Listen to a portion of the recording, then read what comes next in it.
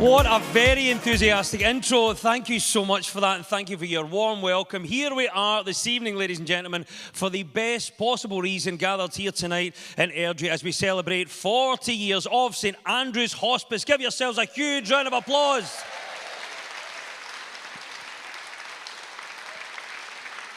It's a pleasure to be here tonight. I've done many events for the wonderful cause, and it's an honour to be asked to do this one for you tonight. What a turnout as well.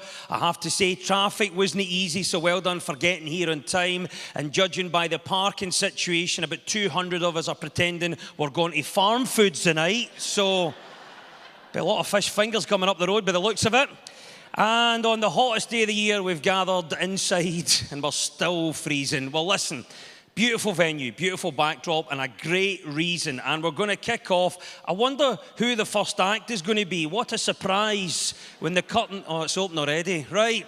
They've been standing there patiently for the last 3.5 hours.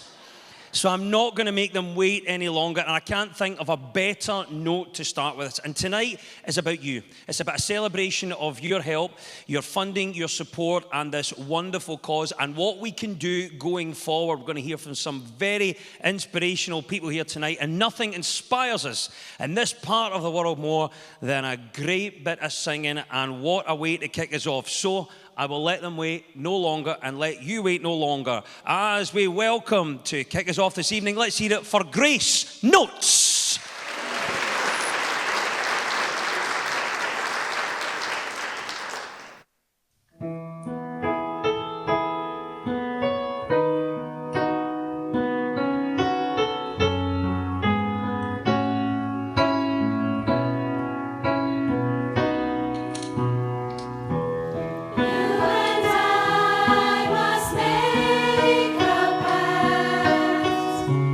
We must pray.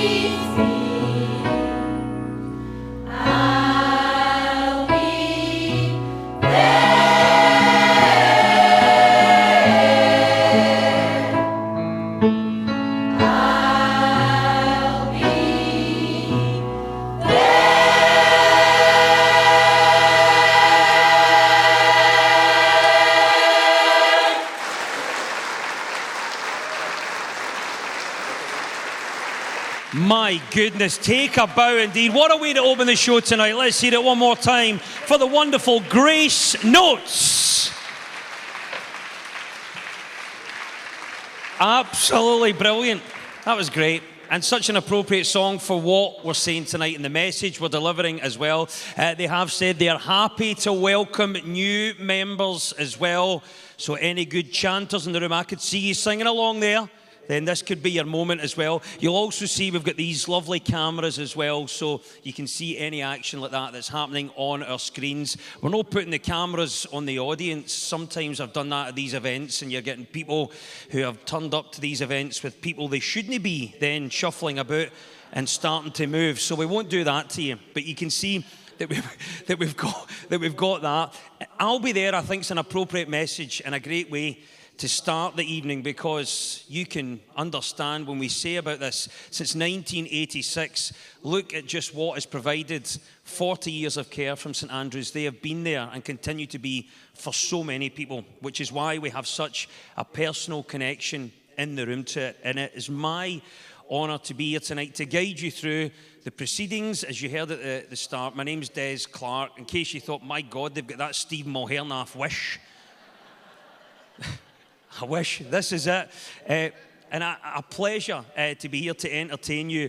And I believe, as I'm sure you do, that we live in the most generous part of the world, in the most generous country in the world. So many examples of that. I think the best that I've ever been told of is if you think about when you go to the chippy and you ask for a single sausage, in this part of the world they give you 2 sausages. It doesn't get more generous than that. That is charity in action. And that's what we're about. So tonight, we're going to meet some inspirational people, hopefully inspiring you as well as thanking you. Now, like any charity or cause, someone or a small group of individuals needs that vision and commitment to a project and have that fire, that tenacity to see it through to the very end, to completion. So, with that in mind, I'd like to welcome the current chair of our Board of Trustees to give an opening reflection as we start our celebration in earnest this evening. So a warm welcome to Marion Gardiner.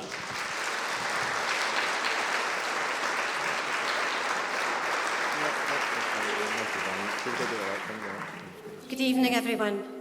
It's a real privilege to stand here as Chair of the Board of Trustees of St Andrews Hospice and to welcome you all to this very special celebration. 40 years, 4 whole decades of service, commitment and community impact. This evening we also want to take the opportunity to showcase the values and moments and people that have shared our journey or shaped our journey. Tonight is first and foremost a celebration of the people. The people is what makes St Andrews Hospice what it is today. We're looking firstly at the Religious Sisters of Charity, who way back then, they had the courage and wisdom to found the organisation over 40 years ago, with limited resources, but with unlimited belief in what they were doing. For the individuals and businesses of Lanarkshire, beyond whom have shared this vision and belief and have financially and practically supported St Andrews, many of whom are here this evening, and we're glad to see you here. And many were unable to attend, but we're glad of the ones who have been able to come. Of the staff and volunteers who turned that belief into care, partnership and practical help.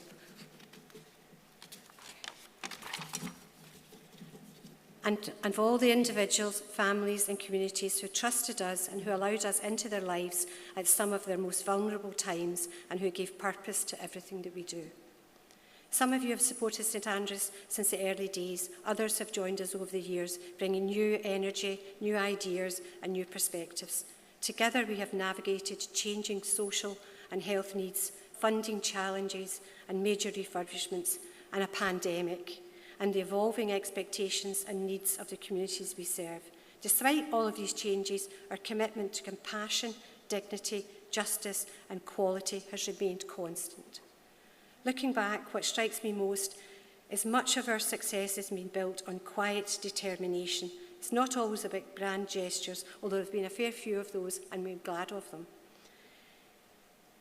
over the years, but the small, consistent acts of kindness, professionalism, that happen every day, that phone call that's returned, that extra hour that is given, and the many kindnesses shown to people in the hospice and around the hospice. These moments don't make headlines, but they do change and impact lives. As a Board of Trustees, our role is to look both backwards and forwards. Sometimes that's hard to do at the same time. To honour the legacy we have inherited while ensuring that the organisation is strong and resilient and ready for the next chapter.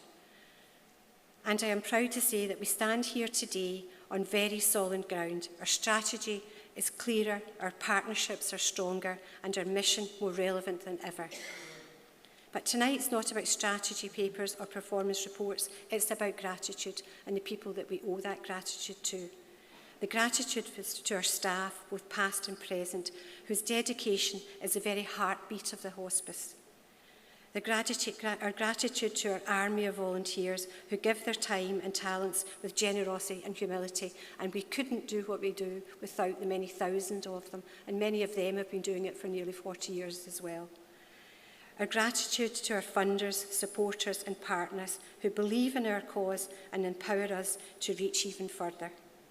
Gratitude to the schools and young people who are blessed to have and who are supporting us through lots of activities. They go up Ben Nevis to do Tinto Hill, but there's thousands of them have done that, and that is our future. So that's why we're so glad to have them. We're looking ahead.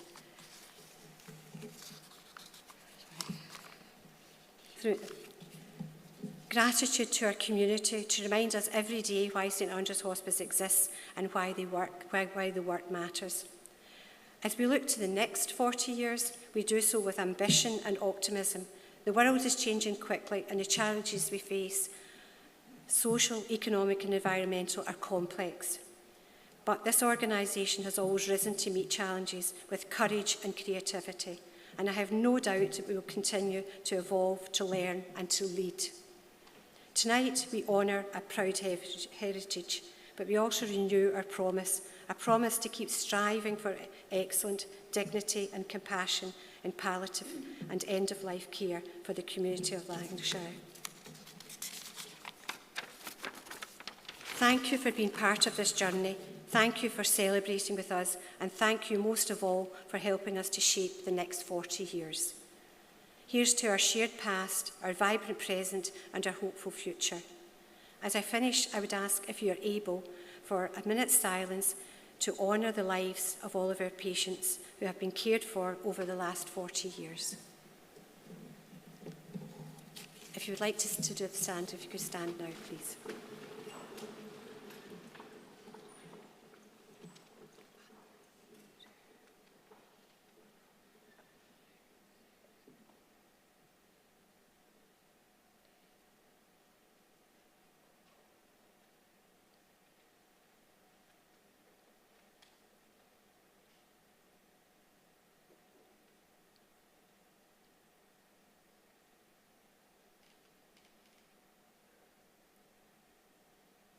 Thank you.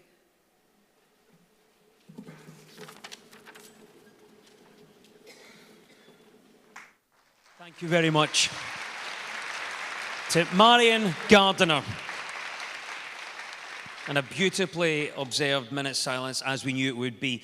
And thank you so much once again for all of your support and respect and friendship here tonight. And as you mentioned, Marion, we're looking at now the next 40 years. So we're looking forward and back throughout the night, and you'll see that as a theme in all the various different speeches that we have. And there was also a nod to the Sisters of Charity, such a major part of the history of St Andrew's Hospice. And we have a number of them here tonight, especially one of whom who was involved in the original build of St Andrew's Hospice and that move from Assumption House. She has travelled all the way from London to be here tonight to share her thoughts and memories. Can we welcome here to the podium Sister Barbara?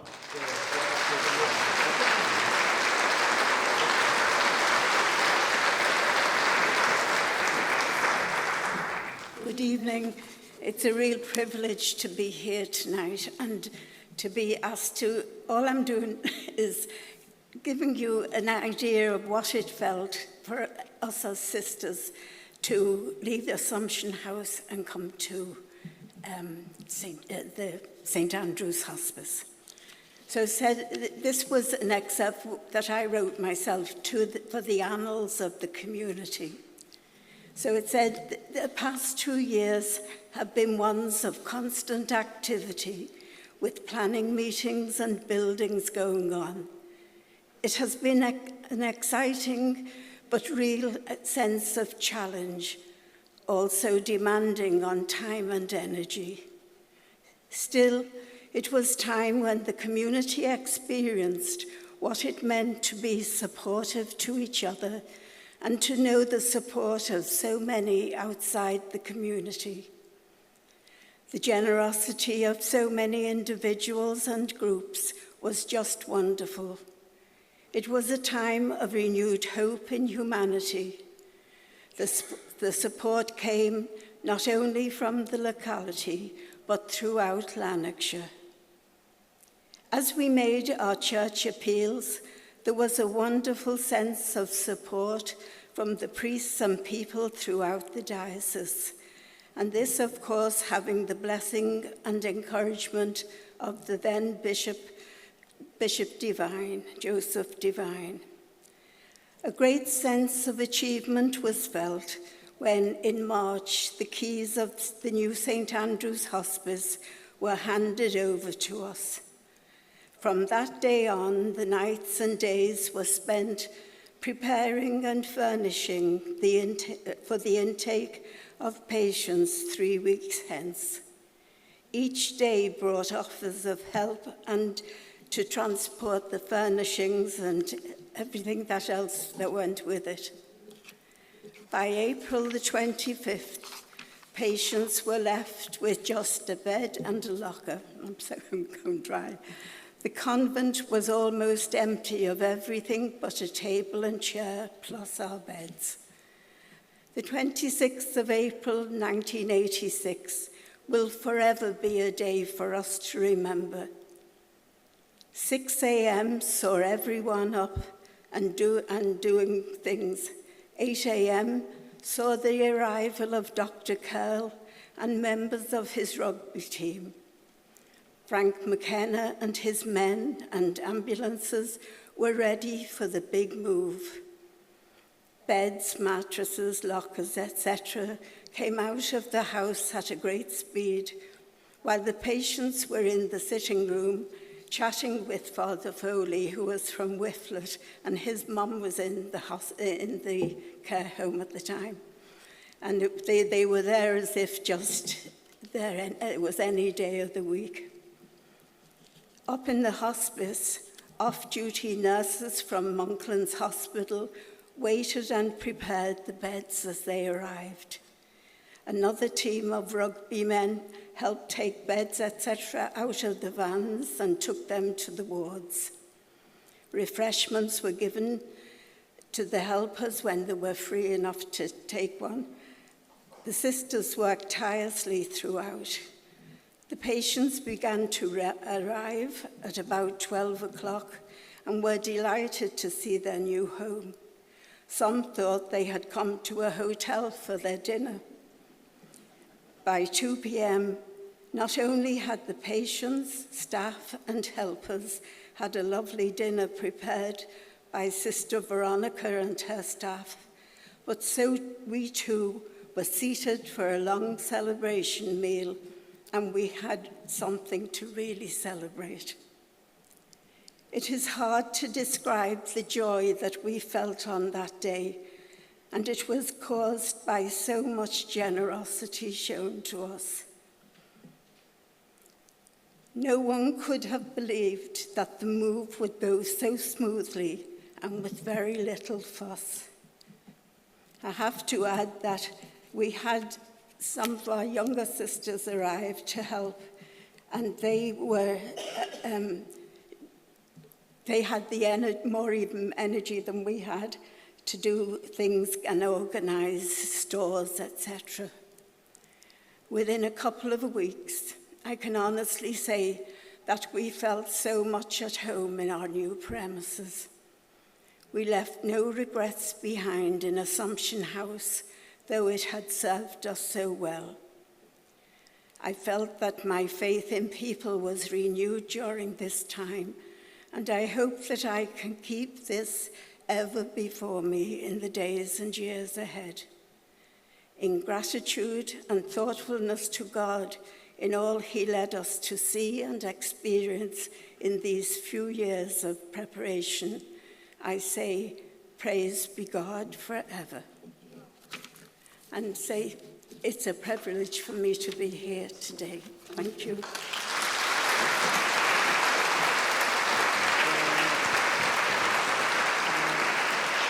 The privilege is certainly ours, and thank you for that wonderful story and all those great memories. Come on, let's hear it one more time for Sister Barbara Kenny and all the Sisters of Charity. Thank you so much for that, beautifully put. And it really sets a context for the backstory as to how we've come to this point today. As we say, looking backwards, looking forward, and reflecting in the moment and the contribution of St Andrew's Hospice. And to that end, over the past 6 months, you might be aware of this, we've been asking the community of Lanarkshire for their memories of St Andrew's Hospice. And now we would like to share a compilation of those very memories shared and the stories told. So, if you look to your screens, we're going to cue a VT of those memories for you right now. Hello, I am Sister Catherine Egan. I came to the hospice on the 28th of January 1989 from London, from St Joseph's Hospice in Hackney, where I had been ward sister for several years. I'm a religious sister of charity. I was aware of the work and commitment and acknowledged the work of my predecessors from 1957 when they were located at Assumption House, where they had the support and goodwill of the neighbours and a wide collection of volunteers.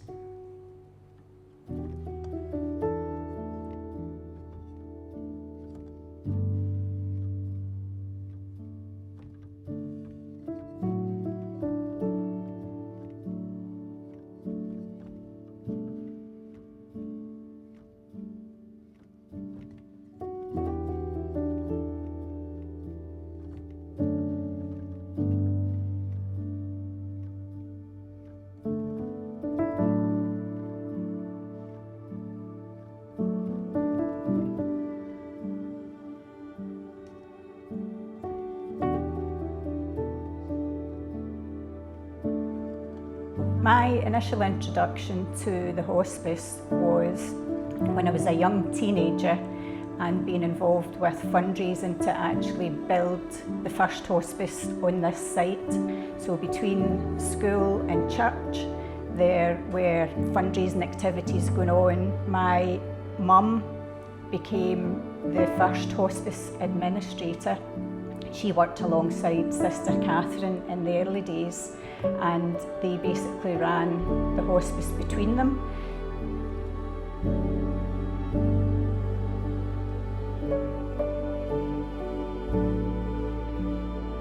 When I came to the hospice in 1989, I came from London, and where I was a ward sister on a palliative care ward. It was a big adjustment, but all I knew was nursing and caring for the patient. When I said one thing I regretted not having done was the opportunity to do a parachute jump, and our fundraiser at that time never missed the opportunity. We'd sourced the team at Strathallan, and the parachute jump was arranged. We were just after finishing Mass and thought it was as good a time to go as any.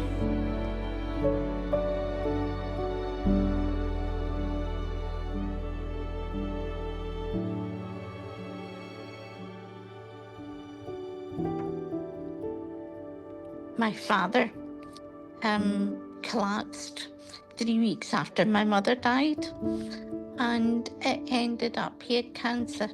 I contacted Sister Catherine and explained about my dad, and she said bring him in the following morning. It was wonderful, the welcome that we both got. The staff there, oh, they were exceptional, totally exceptional. Each one played their part in looking after my dad, but also looking after me as well. Nothing was too much bother for any of the staff. And it was there on a daily basis. We also have to recognise it's not just for the patient, but it's for the relatives as well. And I don't think relatives understand that until they're in that situation. Thank you. Thank you, thank you.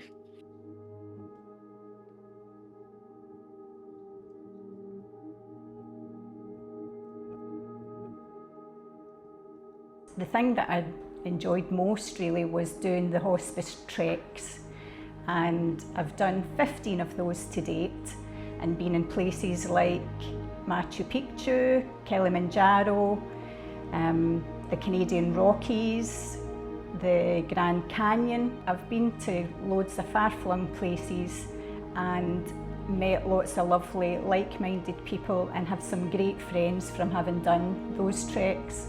In 2002 I heard that St Andrew's Hospice was going to have a trek into China, and I thought to myself, that's something that I could do and help raise money for that.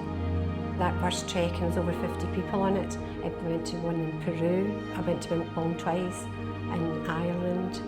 I think in total I've done about 10. 2 of those my son came with me, and the one that was most significant for us was the one at my 60th birthday when we went to Kilimanjaro.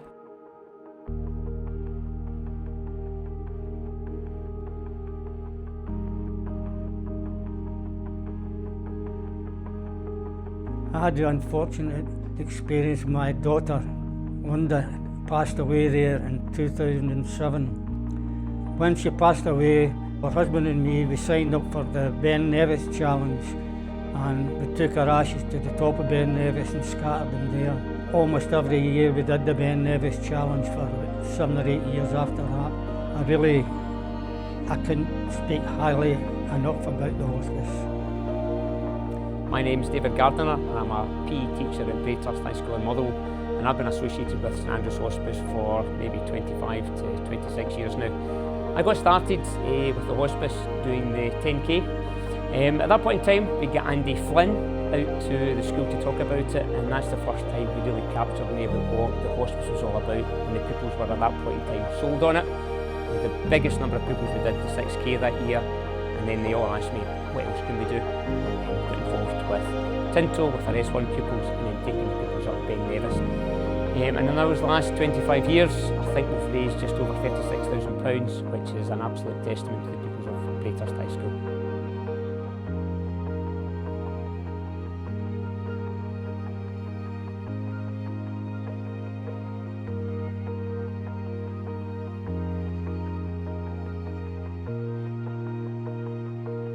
Hi, my name's Angela and I'm a charge nurse here at St Andrew's Hospice. I've worked here for 26 years and it's been an honour and a privilege to help people through their final journey. It's not only about the patient, but it's about their extended family and friends. We've tried to make it as easy as possible for them and provide support for them during this sad time. Over the years there's been lots of stories, lots of things I could tell you, but one that stands out most for me is a gentleman who owned a Clydesdale horse, and his dying wish was to see his horse for one more time. He wasn't fit to go to the horse, so the horse came to him. We wheeled him out of his bed, through reception, outside, and his horse came to see him.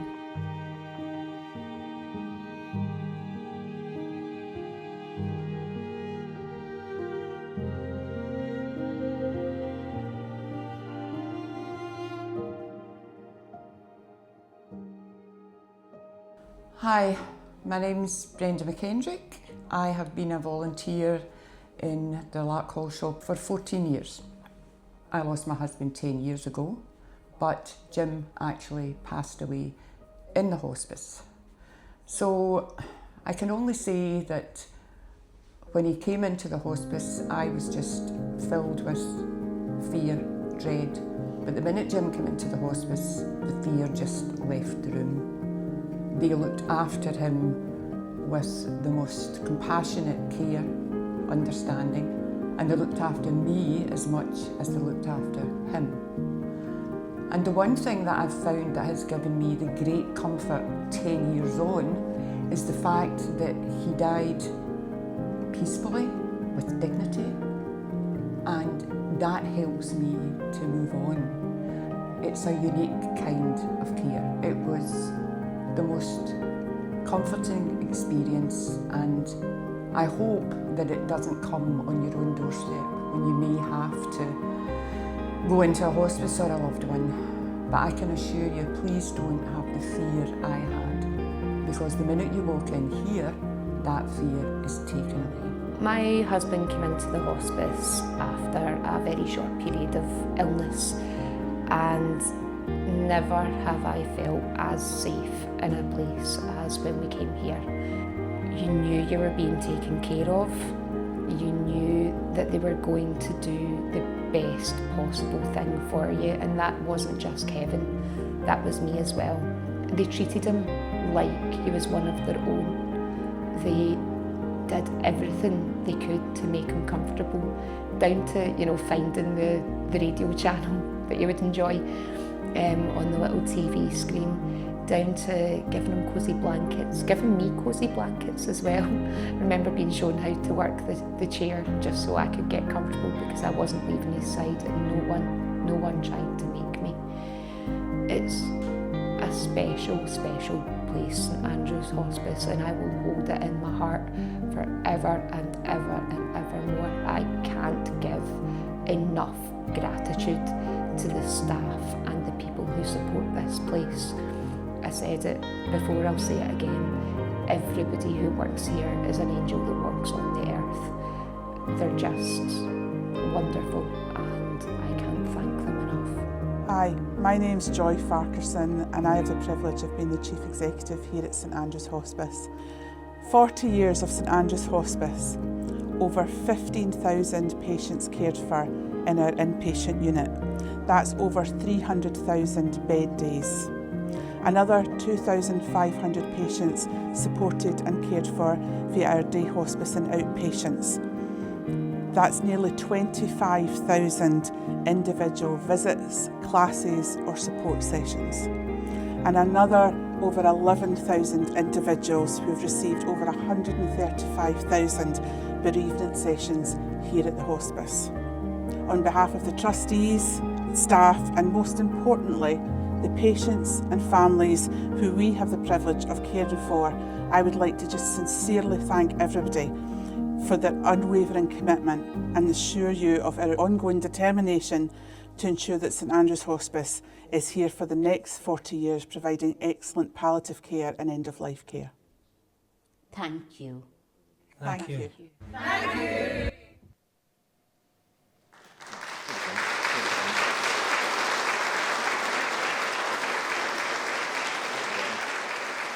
Thank you. That's what we say. It's a simple phrase and we really mean it. And thank you to everyone that contributed to that and made that wonderful film. And it just once again sets the scene for why we do this and the difference that it has made to so many people. So many people, as we say, over the years have been helped by this. And you can see those fundraising efforts that are much needed and appreciated. I lost count trying to count them. There was China, the Grand Canyon, the Canadian Rockies, bringing a horse in at one point, and then nuns after Mass just go and do a parachute jump. I mean, I've been to a fair few Masses and I've taken a lot of altar wine, but I've never thought about jumping out of a plane. But when you consider what this is and why we do it, this is what it's all about, and this is why we've gathered here tonight. And it is a celebration. We've had an amazing sequence there of memories from the past 40 years and before at Assumption House. We've heard lots about this hospice and how it was established and some of those early memories. So now we'd like you to think, and for us all to think, about the voices of today and what St Andrew's Hospice means and provides for the community of Lanarkshire, bringing us up to date in the present decade. So, Therefore, it is my honour and privilege now to invite to the podium to tell his family story. Could you give a warm applause for John Gillespie?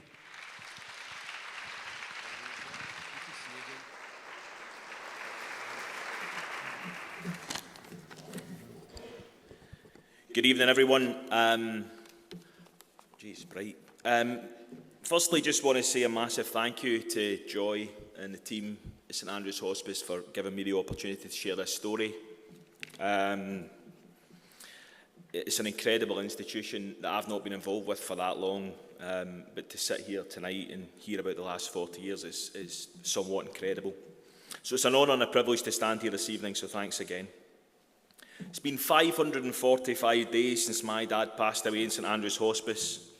There's not a day gone by where I haven't thought about the hospice and his final days there. Tonight I'll share a story of someone incredibly important to me, my dad, John Thomas Gillespie, or as many knew him, Ian. But to me, so much more than a name, a devoted husband, a proud dad, a papa, and my best mate. In August 2023, we went along to Stop Hill and he was given the news that he had terminal cancer. When you hear that, everything else fades and it's hard to think beyond it. His first question to the consultant, how long do I have? The reply, 3 months, maybe 6, at a push. Heartbreaking. But in the way only my dad could, he defied that, fought for well over a year, until October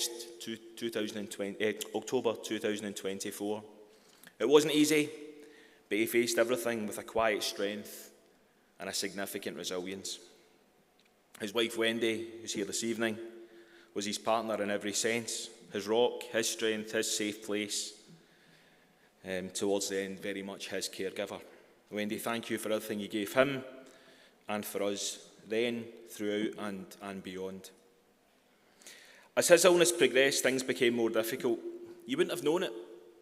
You know, if you asked him how he was, tell you he was fine, tip-top, was often the response that you would get when asked how he was getting on. One thing that, however, did get to him, probably around the summer 2024, was the consistent requirement to try and understand what the end would look like.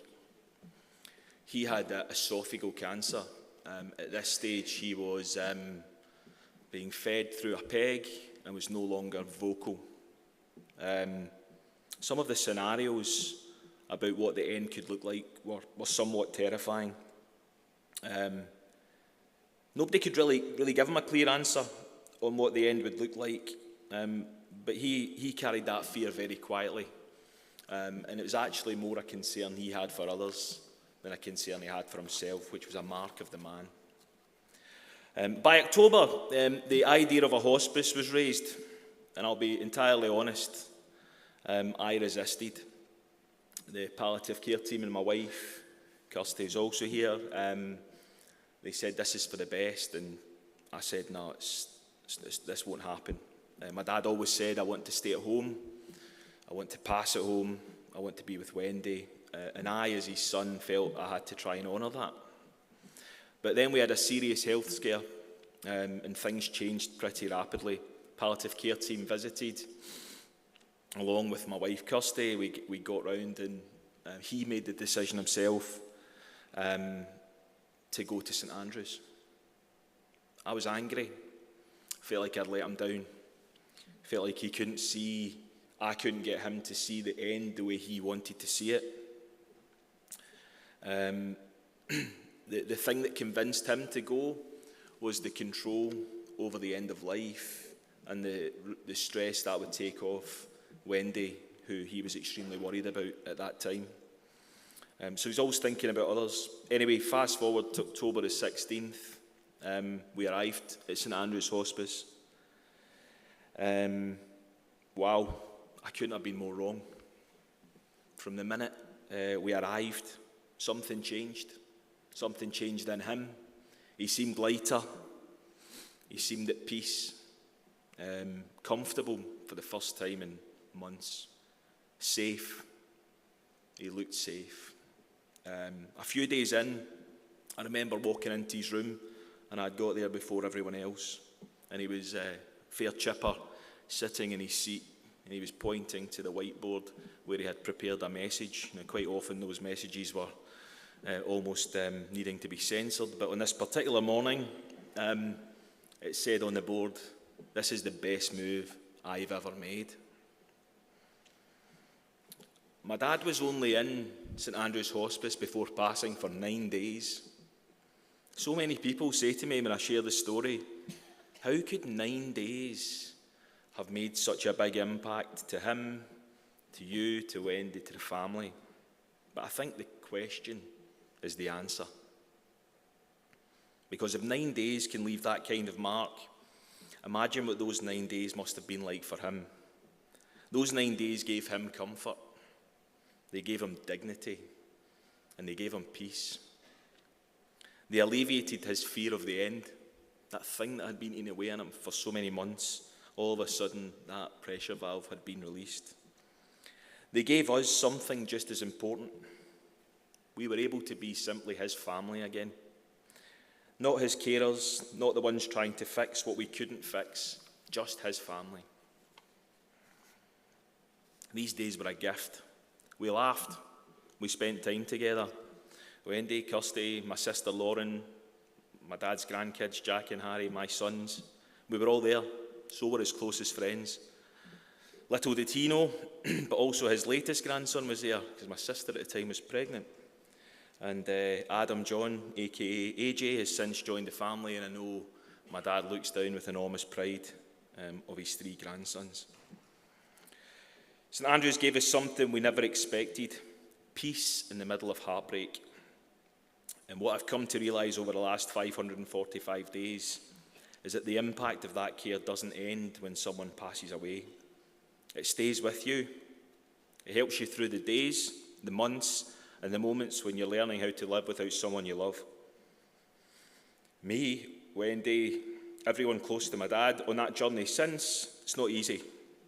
But what St Andrews gave in the final days is something that we'll carry with us every day.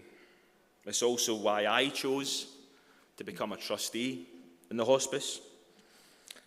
Because when a place is given your family as much as St Andrews gave our family, I felt I had to give something back. You want to help make sure other families get the same care, the same compassion, and the same dignity, something that St Andrews has been doing for 40 years, and I'm sure will do for the next 40 plus years. Tonight is a celebration of that. I saw it, I felt it, and I know without doubt it made a difference to my dad, to me, to our family, but above all, as his son and his best mate, you never want it to end, but when it ends as peacefully and as compassionately and with the dignity that it did, it means the world. So thank you, St Andrews. Thank you for everything that you have done, do, and will continue to do for as long as we possibly can. Thank you.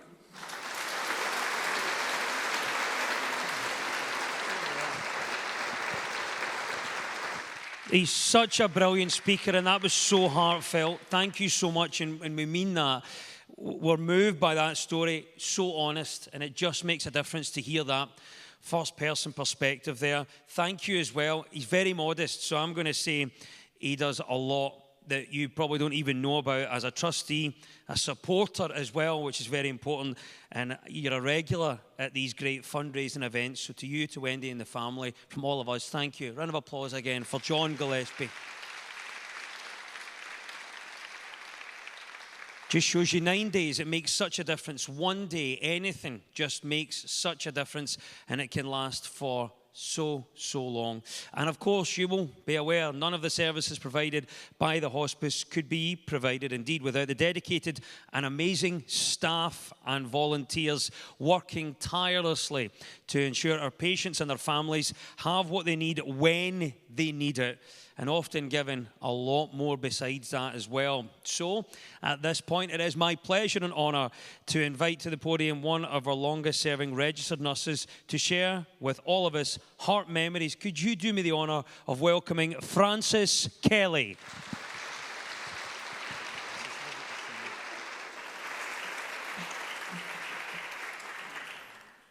Hi, my role has been a staff nurse, and I've been asked to speak about my memories of working here in St Andrews for the last 20 years. Some of my colleagues have been there for over 39 years, and one of our members, Pauline Blue, will be 40 years here with us in December, and she was seen in the video clip with Sister Catherine when Sister Catherine was going through her scrapbook of memories. For those of you who know me, you're aware I'm not used to talking, so this is a bit of a challenge. Every person in our care, no matter where they are in their journey, are treated with respect, dignity. Families and friends too are supported. There's been many changes since I started in the hospice. Many staff have retired, and we've welcomed new colleagues. Our building itself has changed. We've had a refurb. No longer do we have shared rooms. We now have individual rooms, and we adapted, but no change to our nursing. We continue to deliver individual patient-centred care.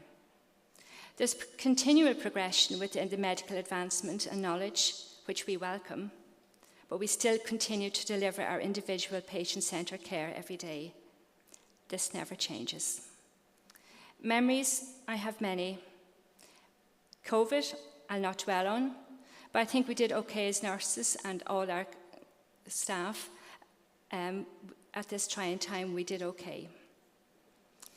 I've nursed many patients, and many have stuck in my mind. We have patients who have celebrated life events such as birthdays, patients have got married, patients' family members have got married in the hospice. And I was privileged to be asked to be a witness at one of these weddings, although I did ask to be called a bridesmaid, not a witness on that day.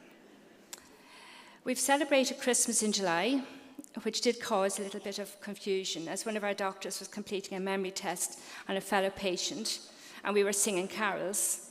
And listening to the choir there earlier on, we all could have become members on that day.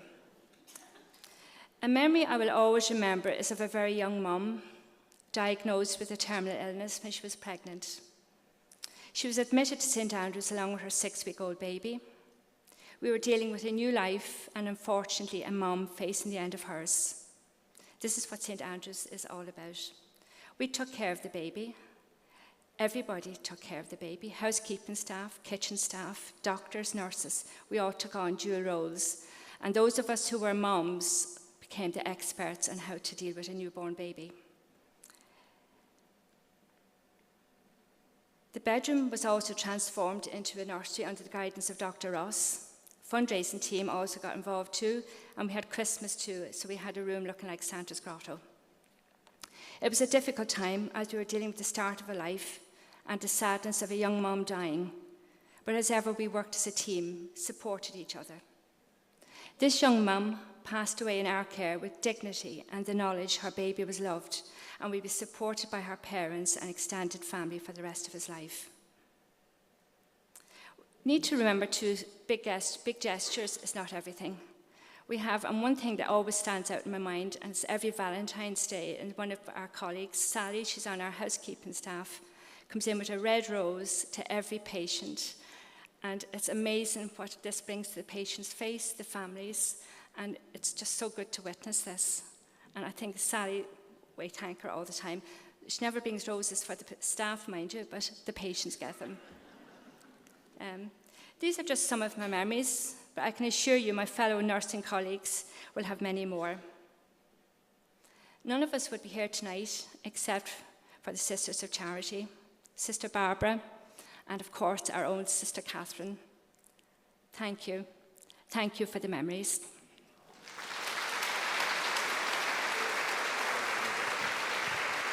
Thank you very much. Frances Kelly. Let's hear it for Fran. That was brilliant.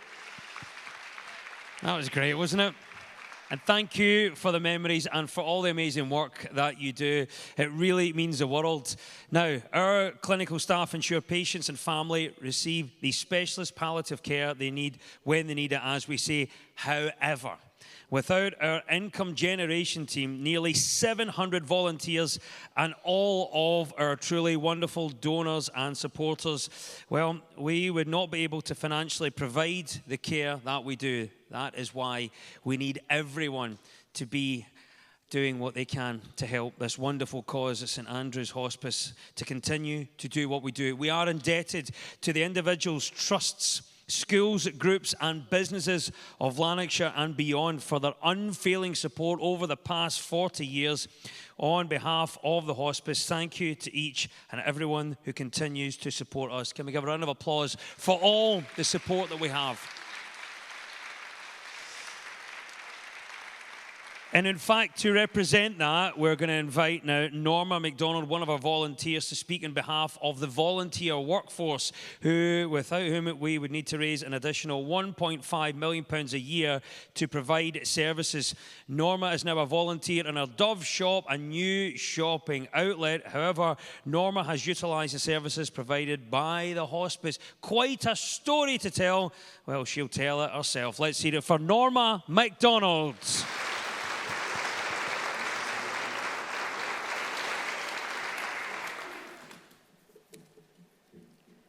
Firstly, just thank you for asking me to speak on behalf of all our amazing volunteers.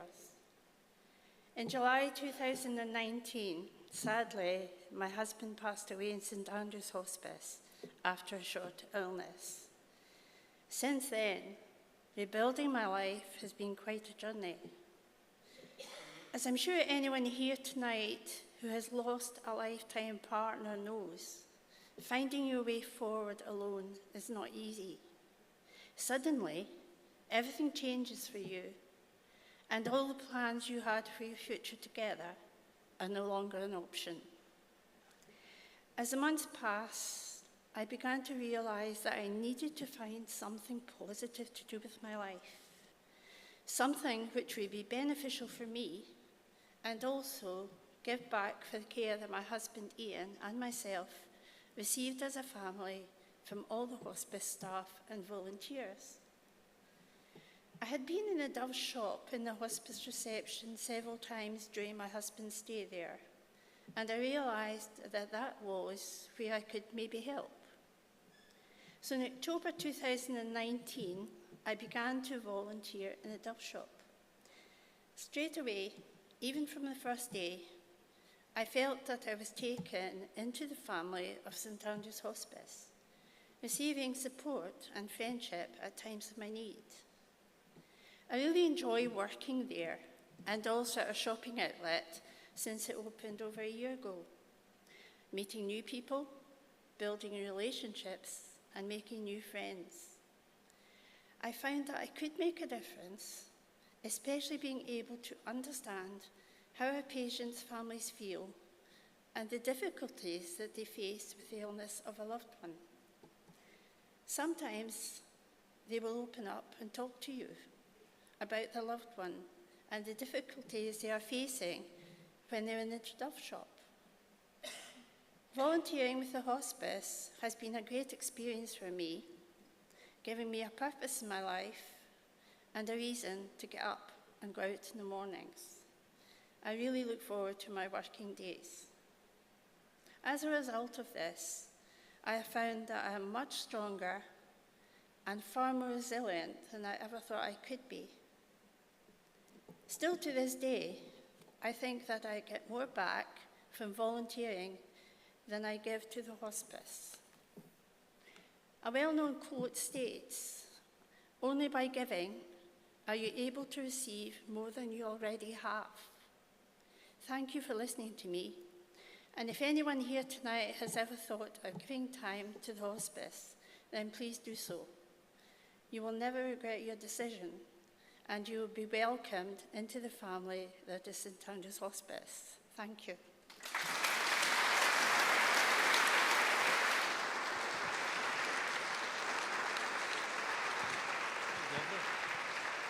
Thank you so much. Let's keep it going for Norma. That was absolutely brilliant. Thank you. That was The key word there was family and how we can be part of that, and it really feels like a family. Also, talking of families, there we go. Let's get them back on here. They're singing again. There's only 473 members still to come on the stage. My goodness, they were absolutely magnificent to start the show, and we're going to have them sing again for you. And again, thank you for giving us your respect and patience, hearing these wonderful speakers here tonight, reflecting on what the hospice does and how we can be involved with that.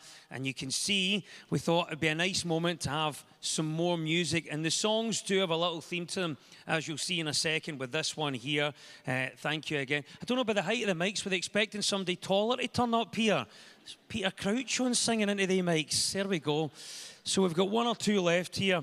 And as I say, if you want to be part of this group, then feel free to speak to us at the end of the night, and we'll tell you how you can do that. So we've just got one or two members about to come on. I'll just tell you what Grace Notes are going to sing. They're going to sing A Million Dreams. Beautiful song. We all know it. But obviously, as well as it being a beautiful song, that idea of the dream, that very much is a theme, because at one point this was a dream and it became a reality, a vision, as we say at the start, and through the hard work, the energies and the efforts of many. And now it is, as we see, 40 years of St Andrew's Hospice. And beautifully, I think we are ready to perform that song that we mentioned. It is A Million Dreams. A round of applause one more time for the fantastic Grace Notes.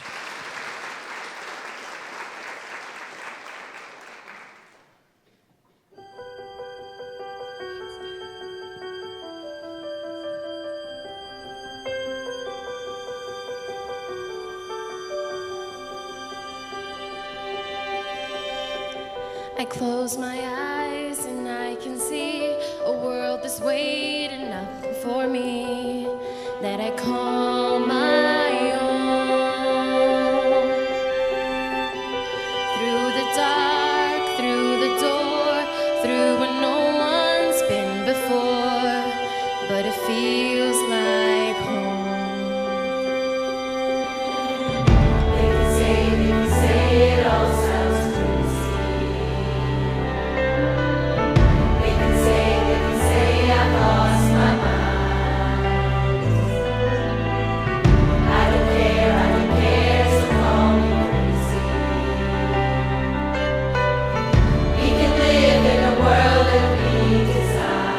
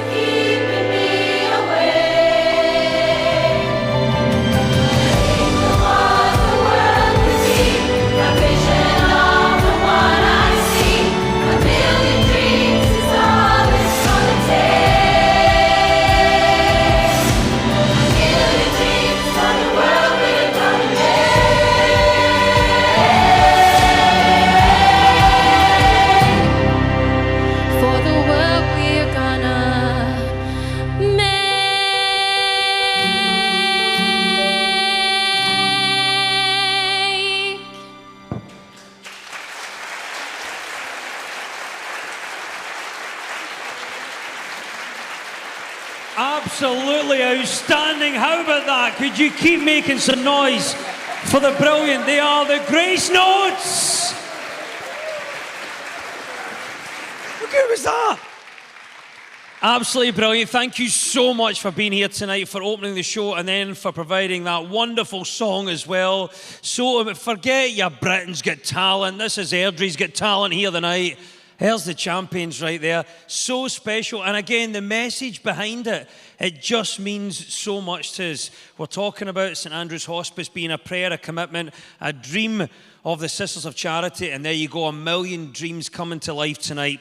And that is why we do it. Thank you to the Grace Notes Choir for their amazing contribution this evening. All the preparation and effort that went into the performance. And the many in the choir who you will know support the hospice in a variety of ways, whether it's volunteers, organising events, or support through their employer. We're grateful to them all, to you all, and to everything that we do. And we mention about the theme of the reflection and then that look forward as to what happens next. And you will know that our services are vital, and how we do what we do is only because of your support.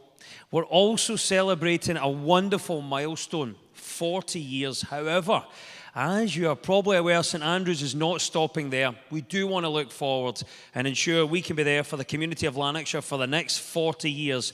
So at this point, with that in mind, I'm going to invite on our CEO to share with us the aspirations of St Andrews Hospice for the next 40 years. A warm welcome to Joy Farquharson.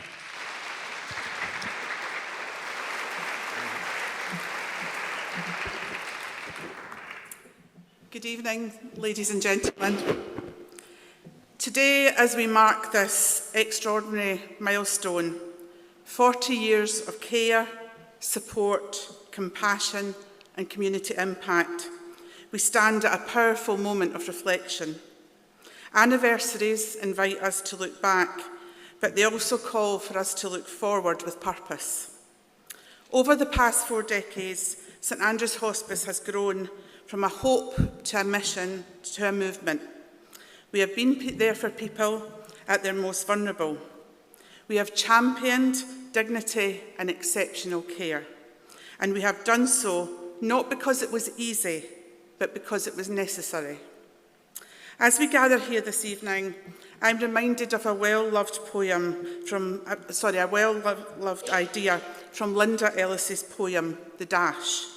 Many of you will know it. The poem speaks about that small line between the dates on a person's memorial. That simple line represents everything they lived, everything they contributed, and the difference they made. If we think about St Andrew's Hospice's journey, we too have a dash. You'll see it here, 1986-2026. And I think we can all agree we've packed a lot into that little dash. Compassion, teamwork, resilience, occasionally a fair bit of organised chaos, the good kind, the stuff that is, we'll pull this off somehow kind that all charities do. But how powerful has our dash been, filled with stories of people cared for and supported, families strengthened, challenges met, and lives changed. Over 20,000 individuals, to be exact, all someone's mother, father, daughter, son, uncle, aunt, cousin, or best pal. But the most important message from the poem is this. For St Andrew's Hospice, this dash is not fixed. It's still being written. Today, as we celebrate 40 years, we stand at the beginning of the next chapter. And the question the poem challenges us with is, what will we choose to put in the next bit of our dash? So therefore, thinking about the future, we at St Andrew's Hospice will be shaped by 3 commitments. We commit to deepening our impact. Our community needs are evolving, so must we. In the years ahead, we will embrace innovation, adapt our services, and work even more closely with partners across various sectors. Every decision will be guided by the people we serve and the outcomes that matter to them. We also commit to empowering the next generation. 40 years from now, new leaders many who are just beginning their careers today will be standing where we are. We owe it to them to build a strong, sustainable hospice. That means investing in people, in skills, and in values that endure. And lastly, we commit to living our mission boldly. The challenges faced by our community and our society are complex, but our purpose is clear. We will continue to stand up for those who need support, to amplify unheard voices, and to provide care that is compassionate, fair, and grounded in humanity. And we'll keep doing it with the mix of professionalism and spirited determination that has always defined us and defined the sisters who established us. We will continue to be the voice for those who need one, and we will never lose sight of the human stories at the heart of our work. None of that is possible without the people in this room, our staff, our partners, our volunteers, our supporters and friends. You are the reason that dash has meaning. You are the story between the dates. If the first 40 years has showed us anything, it's that St Andrew's Hospice thrives not because of buildings or budgets, now there's a fair bit of them in my diary, but in people. Those who give of their time, their expertise, their generosity and their compassion. Every staff member, volunteer, supporter, corporate partner, business partner have helped shape our dash. So today we honour our heritage and our past, but we also embrace our future with optimism, courage and purpose. Let us continue to fill our dash with work that matters, with actions that support and uplift those that need it most, with choices that create hope. And in 40 years' time, may the next generation look back on this moment and say, this is when they chose to build something amazing. Thank you for your commitment, your passion, and for being part of St Andrew's Hospice's remarkable journey.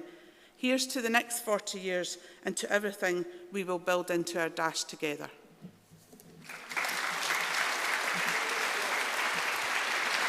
Very well said, your CEO, Joy Farquharson. All about the dash, you'll remember that, and we build it together, and you can hear the pipes calling outside. Something special to come as we near the end of our celebration, and indeed what a celebration it has been so far. And to continue that journey towards the end this evening, we'd now like to invite the Reverend Margaret Curry to speak to us for a few minutes. Now, Margaret has been involved with the hospice in some shape or form for over the last 38 years, I believe, starting by helping at our bereavement services not long after the hospice opened, then serving as a trustee for a number of years. Margaret holds a weekly service in the hospice as a member of the public engagement group and contributes as a volunteer in our spiritual care team. There is multitasking for you right there. And multitasking by speaking to us tonight and telling us what happened when the phone rang. A round of applause for the Reverend Margaret Curry.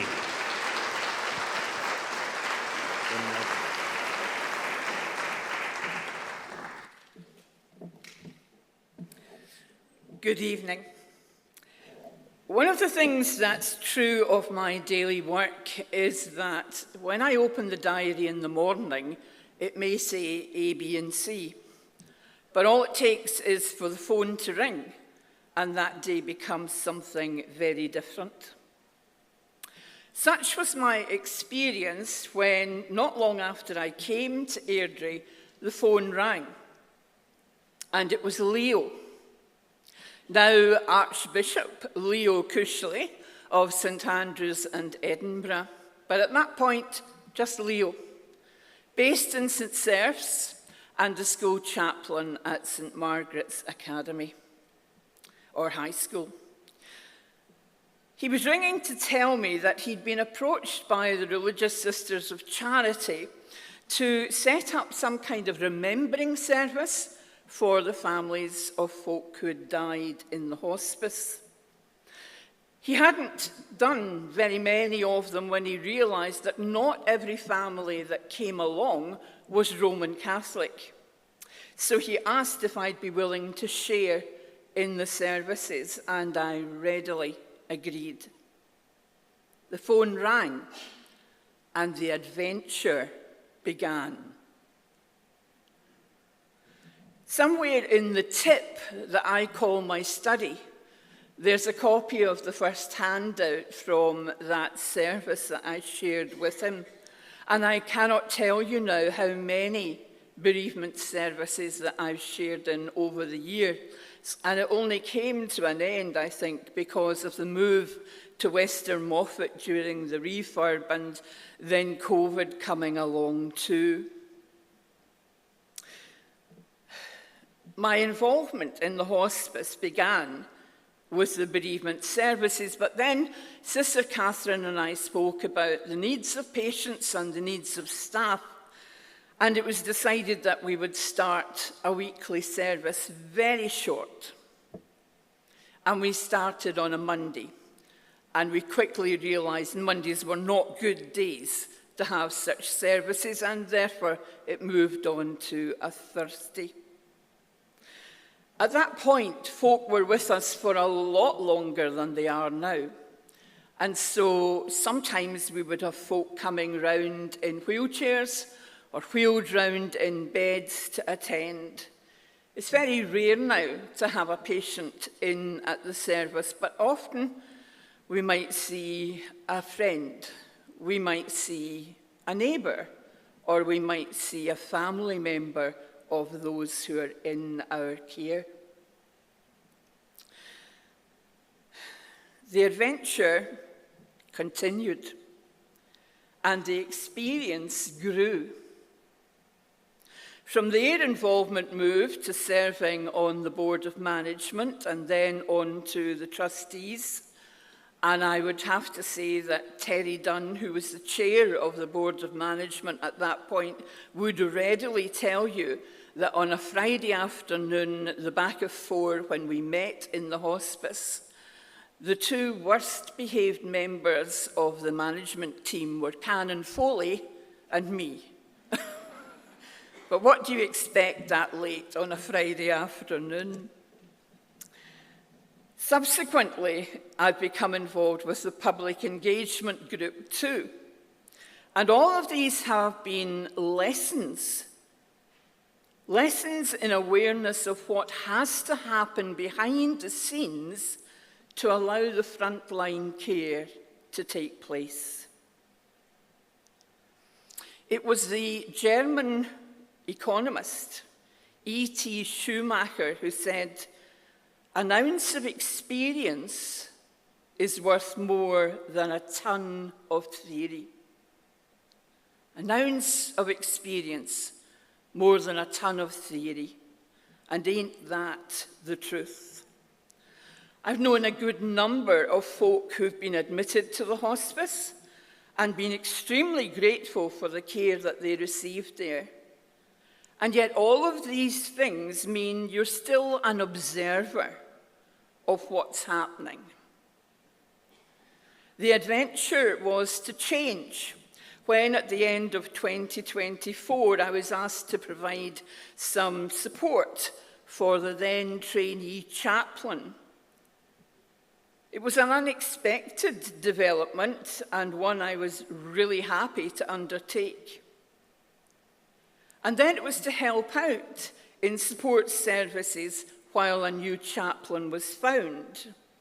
And then it was to stay on until she settled in. And that's the way of the hospice. What starts out grows legs. But the year and a bit gave me such insight into the daily workings of the hospice. And I'm so grateful to all of them for the way I was accepted. The adventure continued, and I'm blessed by the experience. But it was so important because I was given the opportunity and the privilege to be part of the hospice team, to see everything from yet another different angle.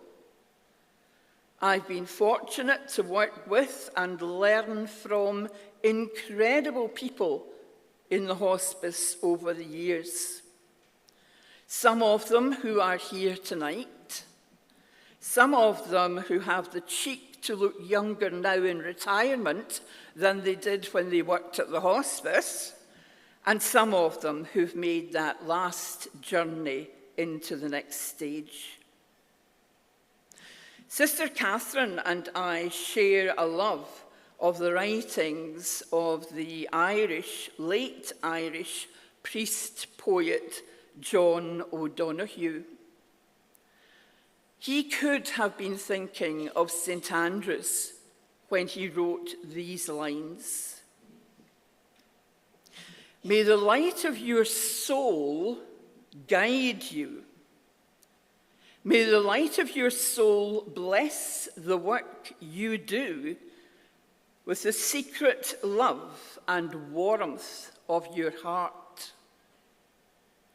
May you see in what you do the beauty of your own soul. May the sacredness of your work bring healing, light, and renewal to those who work with you and to those who see and receive your work.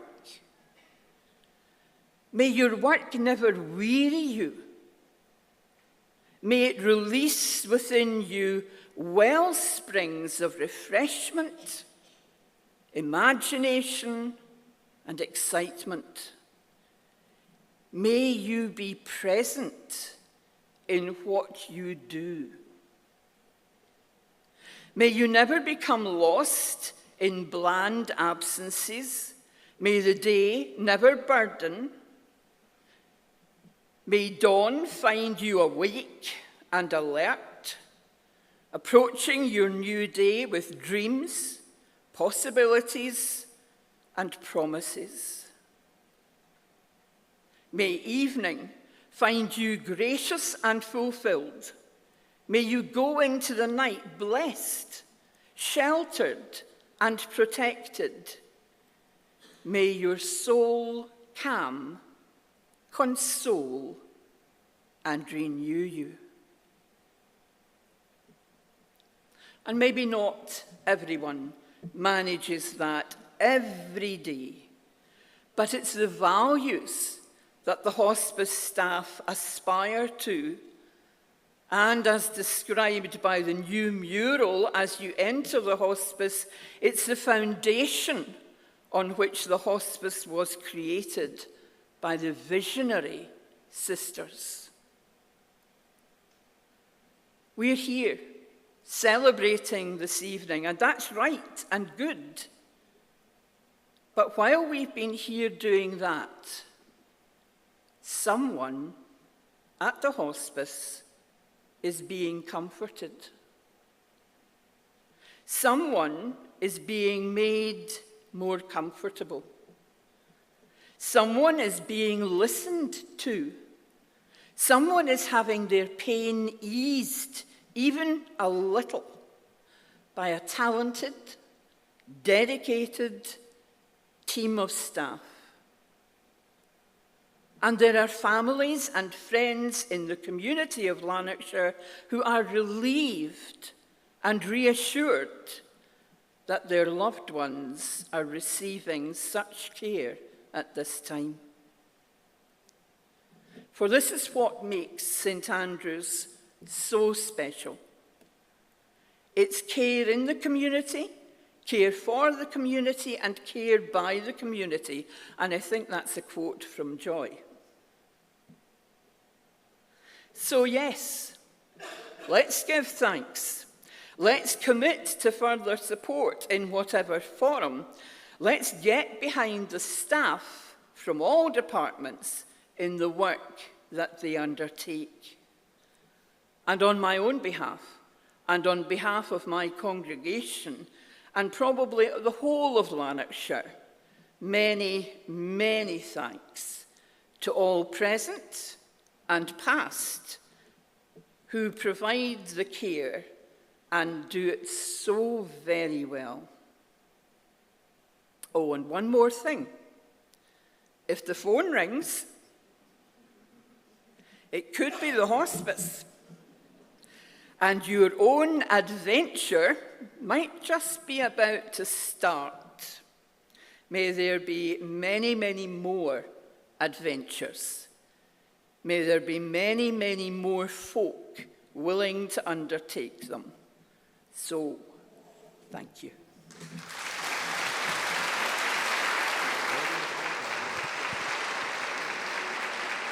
Thank you very much to Reverend Margaret Curry. Thank you.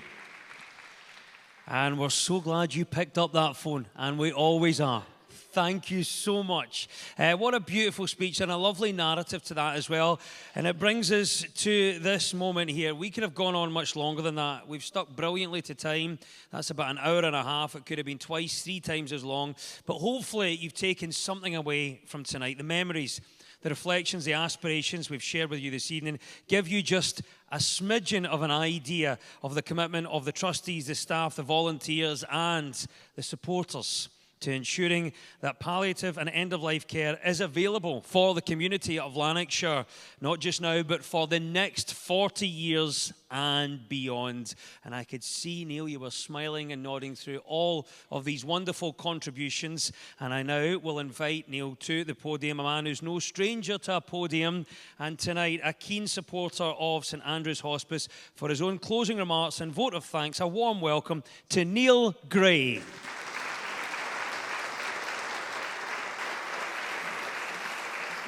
Friends, wow, good evening. What an incredible, special evening that we've all been fortunate enough to be part of. St Andrew's Hospice always puts on such an incredible events, and tonight is no different. And what an honour it is for me to be asked to deliver the vote of thanks, and how to summarise and give thanks to not just what has been contributed to this evening, but what has been contributed to our local community for 40 years and more. I will do what I can. I will do my best. My first thanks are to all of you for coming along this evening, to staff, to trustees, to management, to volunteers, to donors and supporters. Being here this evening is an incredible support. We see a town hall, our Airdrie Town Hall, filled with supporters of the hospice, and that, I think, is an important gesture and support of a local community right in behind such an important institution. There's also some people that I want to thank for being here this evening. Provost Duffy. I can also see Kenny Stevenson, MP, Councillor Michael McBride, Fulton McGregor from Coatbridge as well. If I've missed any other local politicians, my apologies, those who have caught. But again, across the whole Monklands community and Lanarkshire community, you see the support, I hope, of your representatives here this evening as well. Des started the evening by paying tribute to the generosity of spirit of this local community. And I think that is absolutely clear. The support and generosity of donations that come in to the St Andrew's Hospice blow me away time and again, and I know do so to Joy as well, and the fundraisers who we have heard so much about. The first video that we saw, which we walked into, the massive cheques, both in value and in scale, that we all saw photographs of. So thank you all for your generosity, the people of Lanarkshire. The hospice and I have something small in common. This year we're both celebrating our 40th year. I'm looking forward to Des roasting me afterwards because I look closer to the next 0. Politics does no good thing to your complexion or your hairline. But I have been proud to be a supporter of the hospice for near half my adult life and half the life of the hospice in the various guises that I have been able to support it. I know that there are so many other supporters here this evening who have given so much, and that has been started by North Lanarkshire Council's School Pipe Band, who piped us in tonight. Thank you very much indeed. To the Grace Notes for their outstanding performances. Thank you to them. To Marion Gardner, her speech demonstrated just how rooted in the community St Andrew's Hospice really is, and how it inspires the local community of all ages to come in and support the local hospice. And I have seen that through my own visits to local schools and hearing about the work that has been done to support the hospice. The video presentation, I think tonight, actually when I was sat next to Norma, and she was saying about how she wanted to, in her speech, she didn't want to get emotional. But actually tonight has been incredibly powerful and emotional evening. And I think the video of the memories of 40 years of compassion really demonstrated that. To Sister Barbara, what can I say? Thank you, first of all, for being here this evening and coming along. But I think on behalf of the whole community, thank you to you and all those you told a story for on behalf of that helped to build the hospice as it is today. Thank you so much for your contribution to this community. Thank you.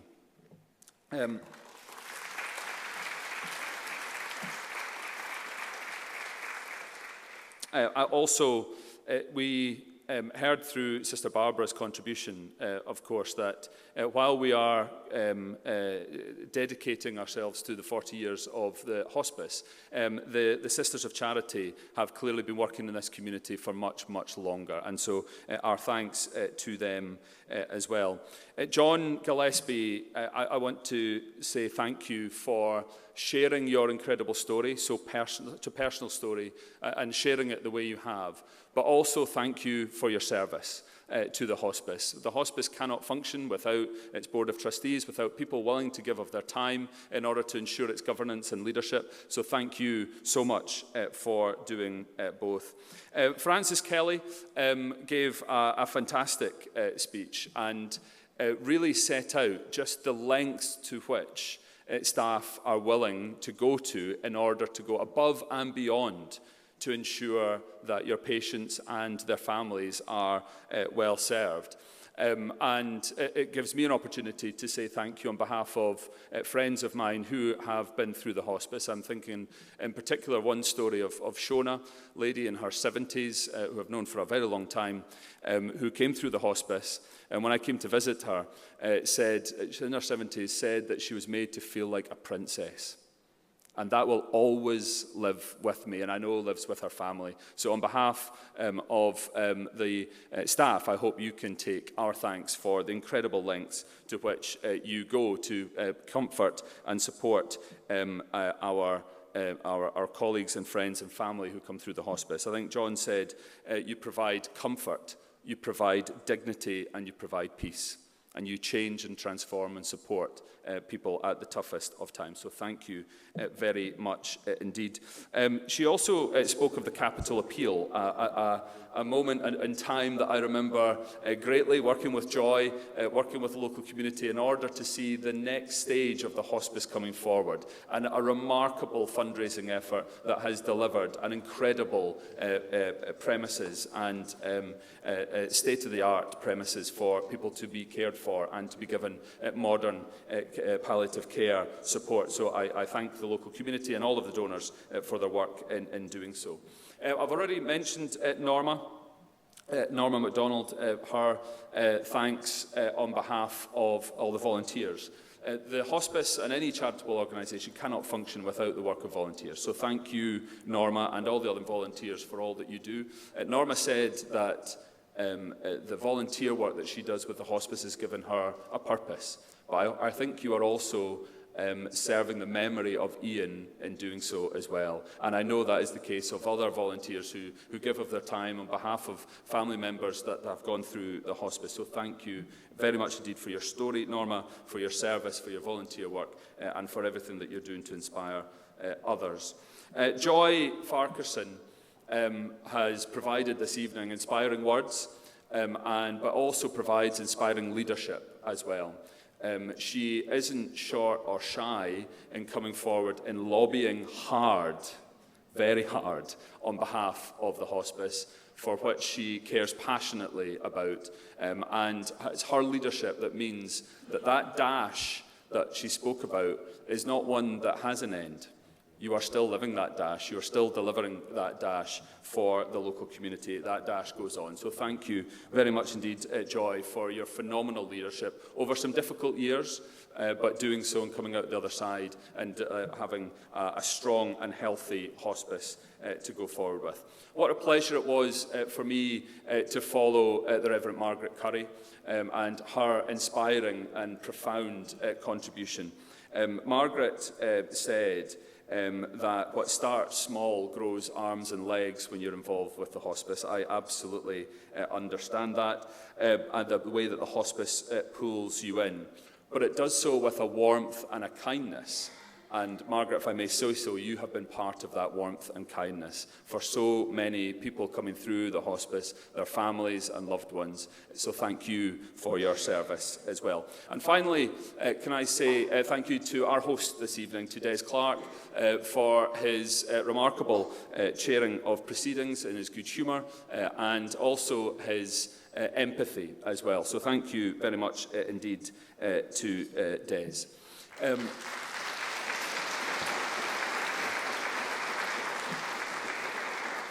I promise this is the last thing I'm going to say. When Joy gave me the script for this evening, she said, give 2 minutes a vote of thanks. Aye, good luck with a politician trying to summarise such an important institution in their local community. But my last thing I want to say is I've been asked to give a vote of thanks on behalf of everybody who's contributed to this evening. I thank everybody for that has made tonight possible. It has been a remarkable evening celebrating a remarkable institution.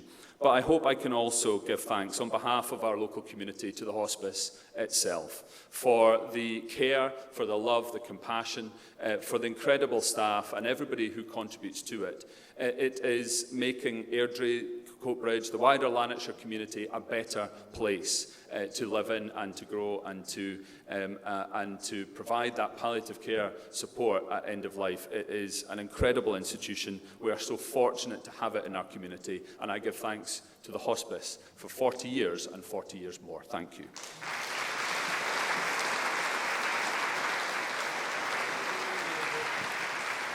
What a wonderful closing remark there. Come on, let's hear it for Neil Gray. Thank you, Neil. Busy time for you. Thank you for taking that time for us tonight. And there we have it. We're almost at a close. We say life begins at 40. Well, let's look to 40 more years of wonderful, great service to the community. And I will echo the sentiments of Neil and many others in thanking you for your continued support and goodwill here this evening. Before we close our celebration, I want to give you a quick reminder that refreshments will be served at the back of the hall. If you can, stay and join us for that. That would be lovely. With the front row we have, hopefully we can turn water into wine at some point. At the very least, maybe something or other. And I think we are going to have that nice note, the aforementioned bit of piping. You might have heard them warm up outside. You might have seen them on the way in. Well, we thought it would be a fitting way to close the evening, and quite an emotive one, to say thank you to all of you on behalf of St Andrew's Hospice as we welcome the North Lanarkshire School Pipe Band with their rendition of Highland Cathedral.